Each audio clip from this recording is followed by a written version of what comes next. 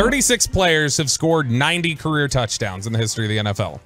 All but 3 of those players who are Hall of Fame eligible. So you get some guys who their careers have 2 years left or whatever else. All but 3 of those players who are Hall of Fame eligible are in the Pro Football Hall of Fame. If Ezekiel Elliott scores 10 more touchdowns, he reaches that 90 touchdown number. So true or false, if Ezekiel Elliott scores 10 more career touchdowns, he will be a Hall of Famer. False. False. You think so? False. Yes. If he gets to 10,000 rushing yards, which is conceivable if he plays 3 more years, 2-3 more years, he gets to 10,000 rushing yards and reaches a plateau that has been like 90% clearance rate in the Hall of Fame. Who has Frank Gore getting in? I think he is. You think so? Yep.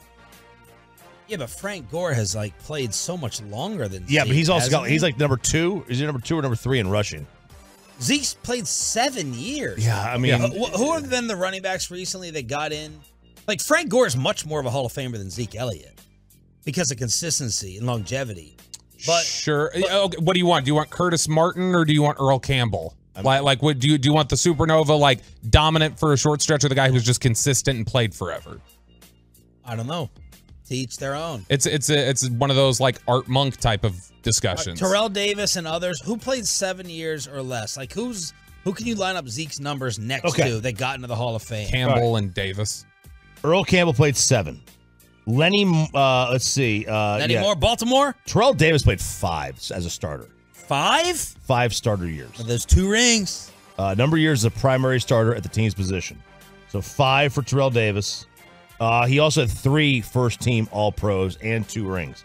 The average Hall of Fame running back in history has 10 years as a starter, 3 first-team All-Pros, and 1 Super Bowl. That's the average Hall of Fame starter. They've got on the Hall of Fame monitor, which like adds up all this stuff.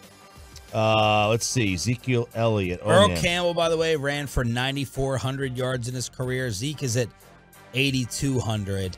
Zeke's not even making the Ring of Honor, so I don't know how he's going to get in the Hall of Fame. Yes, he is. But if I'm saying that if he gets to 10,000 rushing yards, he needs 1,700 yards. Plays 2 to 3 more years, gets to 10,000 rushing yards, puts up 90-plus touchdowns. I think he gets in. He's still got to hit that. He can't just completely disappear right now. Do you think who's more of a Hall? Who has more of a chance of getting in? Choppy, Zeke or Matt Stafford? Oh, Matt Stafford. Okay. And I don't think Matt Stafford belongs in. Right. But I think he easily has a greater chance. Okay. Now, if Zeke goes to Buffalo and, they win a Super Bowl and he has, 1,200 yards rushing and is like, the leading rusher in every playoff game, then we, he might. But, the way it is right now, he is very far off on the Hall of Fame monitor, which is pretty accurate on Pro Football Reference. The 3 players that have reached the 90 total touchdowns mark who are not in right now, Priest Holmes, Ricky Waters, and Sean Alexander, our buddy from the Super Bowl. Okay. But if he That's hits a good one, though. If he hits 10,000 yards, then he'd be right up there. Only Ricky of those 3 got to 10,000 rushing yards. How many of the all the recent Zeke lovers after they cut him are saying yes, he is and will get into the Hall of Fame? I'm curious. All the romanticizers now that 21 is gone. Look, I haven't romanticized him at all, and I still think he's getting in. So, I'm sure the ones who have romanticized him absolutely You would think he's a Hall of Fame player?